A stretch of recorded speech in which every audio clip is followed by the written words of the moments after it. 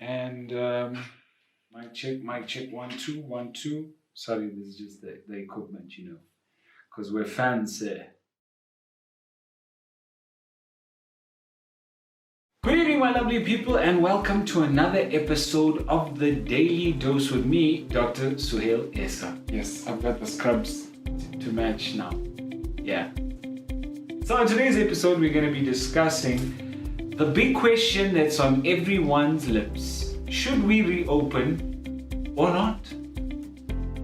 Everyone has their own opinion, some very biased, some very factual, some intellectual, and some just personal. Everyone has their own story and their own experience about the lockdown. I've taken down some notes, things that I've seen on social media. So let's get down to it. So firstly, what do South Africans feel is the best thing to do? Everybody has their own opinion. As we've seen in the last 2 weeks or so, a lot of those opinions have been expressed on social media, others with open letters to the president. But firstly, let's chat about the opposition to the ANC, the DA, the Democratic Alliance.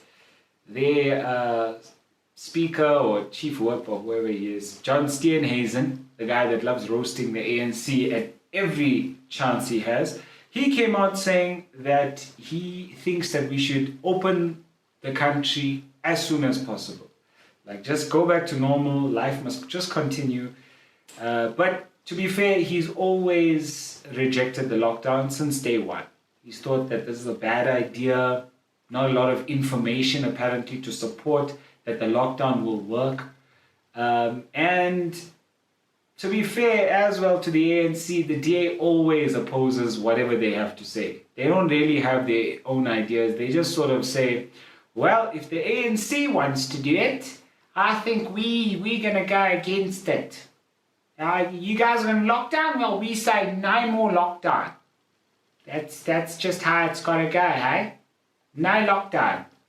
You guys want to reduce the taxes? Well, even if it helps us as South Africans, I feel like the DA just doesn't matter. That does not matter. ANC will be like, we want more water in the Western Cape. Now, we're actually quite happy with the drought, eh? We're pleased with the drought. We actually think that less water is better for us as a country. Yeah. I just feel like the DA should come up with their own ideas. But a lot of people align their views with the DA. They feel like we should just open up the country because of various reasons. I mean, we even saw a few weeks back that surfers went out to protest about not being able to surf. Wow. Because that's on the government's list of priorities. Look, obviously, I guess the police aren't, they don't use intuition and common sense. But at the same time, the government made a mandate and said, look, you're not allowed to gather in groups of 2, 3, however many people it takes in your surfing group. And you're not allowed to be on the beach. It's that simple. If the government says you're not allowed to gather, it's for a specific reason. We've been through this before. Social distancing, yeah, I get it. But these surfers are like, well, look, we're on one surfboard, we're out in the ocean, we're by ourselves. And as you probably assumed correctly, they're all white. All the surfers that came out protesting on the beaches of Cape Town were all white. Because obviously when you're privileged and your privileges get taken away, you've got to cry about it. You've got to protest. I don't think they were there for fees must fall. I don't think they were there for any housing protests. But hey, when you take people's rights to surf in the ocean away, they then compare it to apartheid. Yeah. How? Because you're not allowed to surf. I don't understand. I don't understand how a guideline that was set by the World Health Organization that our country is following is in line with apartheid. A system designed to discriminate based on race that force people to live in specific areas that didn't allow them movement. And let's be clear on something. Apartheid's motives is what's different between now and the lockdown. Yes, you're not allowed to move freely now, but the motive behind apartheid was to diminish people's chances of growing in an economy that was only set for a specific minority of people in this country. And the motives behind the lockdown now is to preserve and improve the quality of people's livelihoods right now. And that same minority that was chosen previously to be privileged over the majority of this country are now coming out and saying that it's just like apartheid. I don't know how you make that comparison. How? Like the privilege, it actually shocks me. Or actually, I'm not really shocked, because this is what we can expect from the Karens and the Johns of this world. Of course, once your privilege is taken away, it's very painful for you. And even these surfers were aligning themselves with the DA's views, and on top of that, they obviously were speaking about the cigarette ban, the alcohol ban, how that's against their human rights. I'll get to that later. But the other person that really had a strong opinion about this, so strong that he wrote an open letter to the president, Garrett Cliff, our favorite radio personality, who runs a podcasting channel, Cliff Central, he actually wrote an open letter to the president. Now, let me be clear, this isn't his first letter to the president, open letter. About 10 years ago, he wrote one to Zuma about the state of affairs of the country and, how he's messing up, usual. But again, Garrett Cliff basically re-voiced what the DA, John Steenhuisen, was saying. How he feels that the government doesn't understand what they're doing. They're incompetent. Initially praising them, the ANC in his letter, saying, we initially thought you were doing a good job.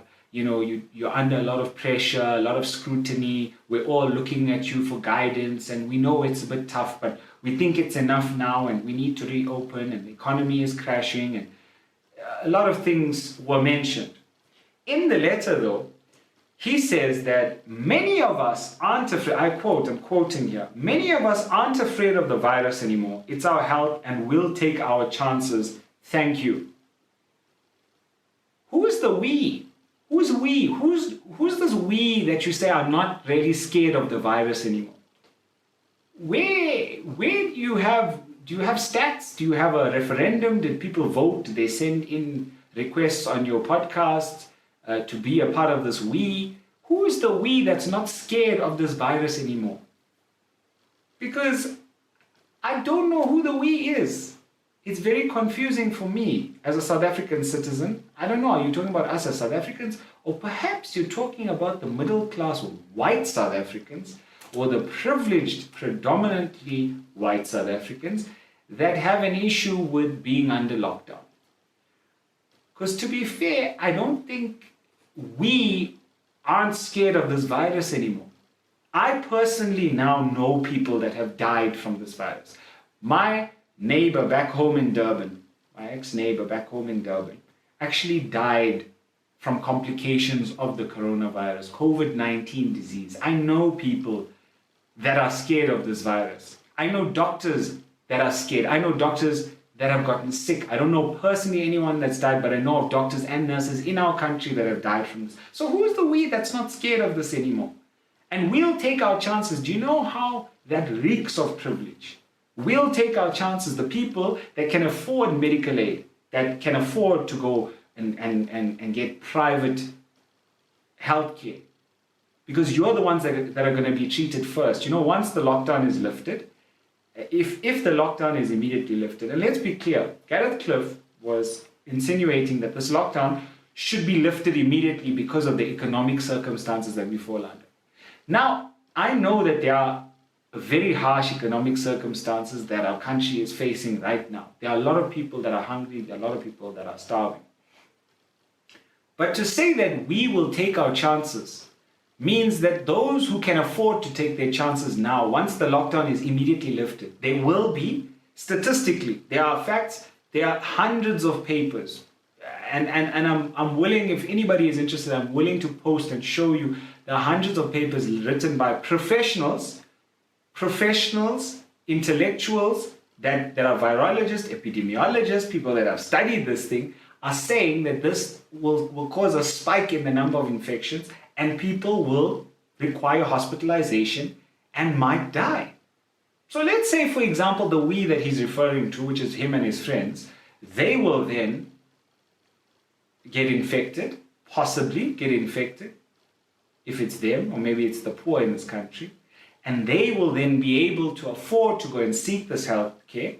They will then get sick, possibly be allowed to have a ventilator, because for now the government hasn't nationalized any of the private hospitals yet. So those ventilators are just for people who can afford them. So him and his friend, they'll go on, they'll get it, be able to be treated, and hopefully be at home before next week, Tuesday. But what about the rest of South Africa? The ones that don't really have a choice, who, yes, would love to go back to work and earn however much money they could, hand to mouth, daily wages. I get it. I do understand. But that we that he's talking about is not the we that he's claiming to fight for. In his same letter, he talked about it's impractical for a family to be living cramped in an informal settlement in a shack in Soweto and this and that. And, it's not actually practical for these people to implement social distancing in townships and in squatter camps and in these rural areas. Where was this energy before the lockdown? I don't understand. It's not as though Garrett Cliff has been championing social justice causes for the poor or for the needy or for the hungry. So since when does he care about whether the poor are suffering under the lockdown or not? So maybe it's not about the poor. This we that he is referring to is him and his other friends, his other rich, privileged friends who can afford this lockdown, who have no issue, who can afford, not afford the lockdown, but can afford healthcare for now until the government decides they have to nationalize it and they have to take over ventilators and the like. And I don't know who's going to pay for these chances. We're going to take our chances with the lockdown. Who's going to pay for these chances? Because the government, this entire time, and Garrett Cliff did say it, I'll quote another thing that he said. He said in his open letter, the lockdown was implemented to prepare our healthcare system, and I think we're ready. And he reiterated this in an interview that he had with Ridi Klabi from 702. It's a very, very interesting interview that he had with a professor of sociology, I think, who really, the professor, his name is Jamil Khan, he was not prepared for Garrett Cliff. Look, they had a debate. It seemed very clear that Garrett Cliff won that debate. If you want, I'll post the link. But neither of them actually, although he won the debate, neither of them actually came with facts. Because Garrett Cliff kept saying, economists that are more qualified than me have said this is going to be devastating for years to come for our economy, and we've had already such a huge loss in our GDP. All right, cool, bruh. Cool. Where's your stats? What actual figures? Who are you quoting? Who are these specialists? Who are these economists that are saying this? Because the last time I checked, the same president you wrote a letter to has a panel of specialists that all sit around the table. It's not as though one economist is sitting in his home writing a letter about how he feels the economy is crashing. No. And on the other hand, in some other province, there's a virologist or epidemiologist or specialist on this subject from the medical field is writing his own paper saying how devastating the healthcare effects are going to be. He's not sitting there isolated. But Cyril Ramaphosa currently has a team of virologists, epidemiologists, economists. He's a business tycoon himself. So reopening the country would be completely in his best interest. But he's sitting at a table with a group of specialists going, how best can we avoid people dying at the expense of COVID versus dying from starvation, hunger, and from a lockdown that will continue? And these specialists are sitting across the table from each other, economists, virologists, arguing and battling it out, and finally coming to some sort of compromise or conclusion. Cyril Ramaphosa came up with a risk-adjusted strategy, meaning he will assess how much the cases are rising as we lift the lockdown to determine whether we can continue lifting the lockdown or we will then completely stop the lockdown, go back to level 5, not go down a level. That's how he planned his strategy. Now, the other thing that a lot of people that believe that we should just immediately lift the lockdown don't understand is that you cannot compare us to any other country in the world. We can use some of their information and some of their data to sort of understand the virus, but for the most part, we've got to just use what we can right here, right now. South Africa has the highest vulnerable population in the world, in my opinion. About 2.5 million South Africans are HIV positive and not on ARVs. I didn't say HIV positive on ARVs, that's an even higher number. Now, let's say even those patients above that 2.5 million mark, right? The 2.5 million mark, which is our most recent statistics by Stats SA, that says that 2.5 million people are probably HIV positive and have not even been put on ARVs yet. Those people are at risk of being infected. Once they get infected, there are studies coming out of China, America, Italy, UK, who have been struck by the virus much earlier than we have, and so therefore they have much more time and studies conducted to determine how bad this disease really can be. And in a review of all of their studies, what I have found is that with immunocompromised people, you can get sick much more severely. You can then be sick for much longer. And even once you get better, you are still able to infect people in your community for much longer periods of time than a regular person like me or an average, or I say average, but not average really, South African middle class person who doesn't have HIV could potentially infect other people. So HIV is the one issue.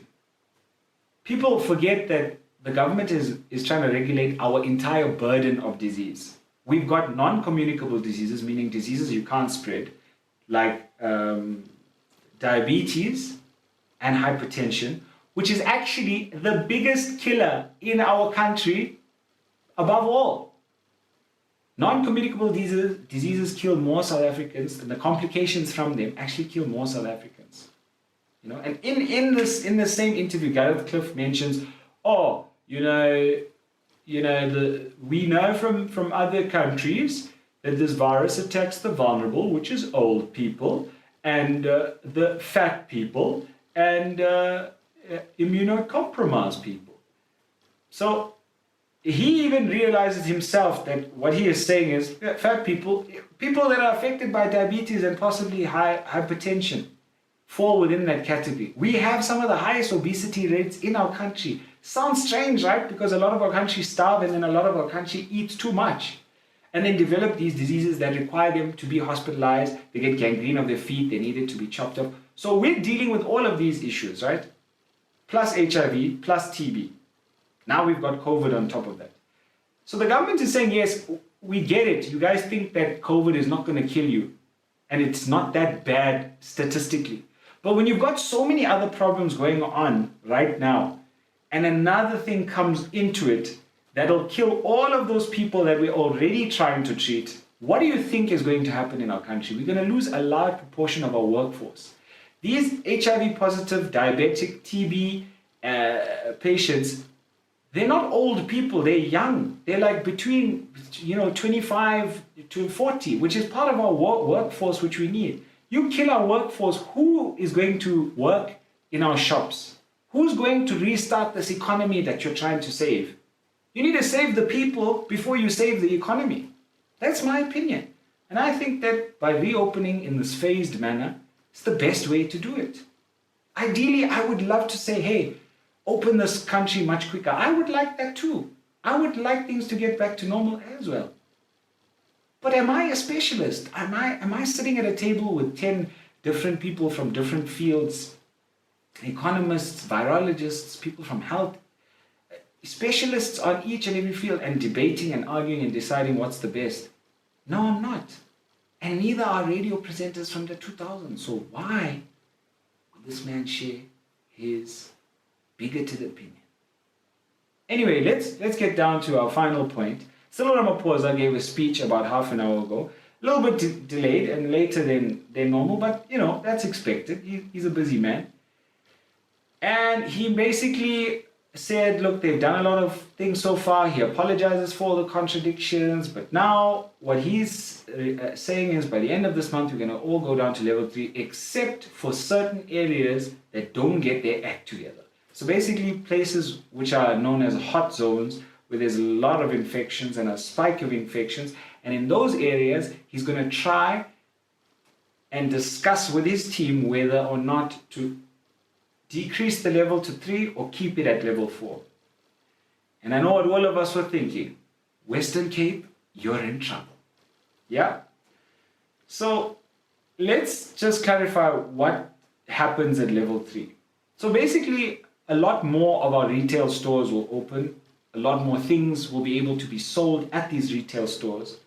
On top of that, alcohol sales are permitted under level 3. Now we know that up until this point, alcohol has been prohibited because statistically, and I don't know why the government hasn't just shared this information, but statistically we as doctors know, just anecdotally, but also the statistics show that the more alcohol people drink, the more likely they become to be inflicted or to inflict trauma upon others. Our emergency units, 80% of the cases that walk through emergency units are filled with alcohol-related trauma.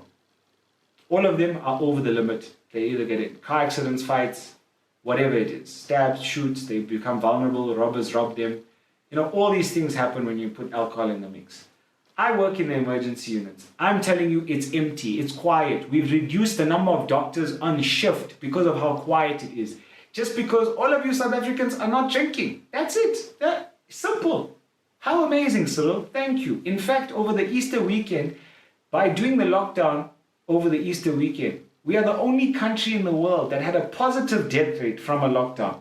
We saved lives. More than we would have normally, because last year 400 people died over the Easter weekend from drunk driving, killing each other, stabbing each other, family fights, you name it. But because of the lockdown and ban of alcohol sales, guess what? Only about 20 people died over that weekend. That is crazy. Crazy. Now, under the lockdown level 3 restrictions, you will be permitted to purchase alcohol between 8 a.m. to 12 a.m. So you just quickly go in and out to the bottle store, get your shit, and go. You're allowed to, retail stores will be open. Cigarettes will still most likely be banned under that level. Something I don't agree with. There is evidence to show, and I have posted this on my Instagram before and Facebook before. There is evidence, there is studies shown that the receptor, look, it's very complicated, but basically there's a receptor that the COVID disease binds to, right? It binds to the specific something in your lung, okay? It's a little thingy, a knob. The COVID comes, goes whack, lands there and sticks and replicates, multiplies.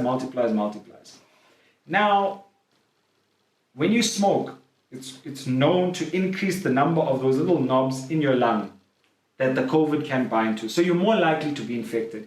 And then in the Western countries that they've done studies on, you're more likely to require a ventilator if you are a smoker, and less likely if you're a non-smoker. The government, I guess, is trying to discourage people from smoking or force them, because after 21 days, technically, you can break a habit. So force them to stop smoking and quit. Now, the downside to that is it opens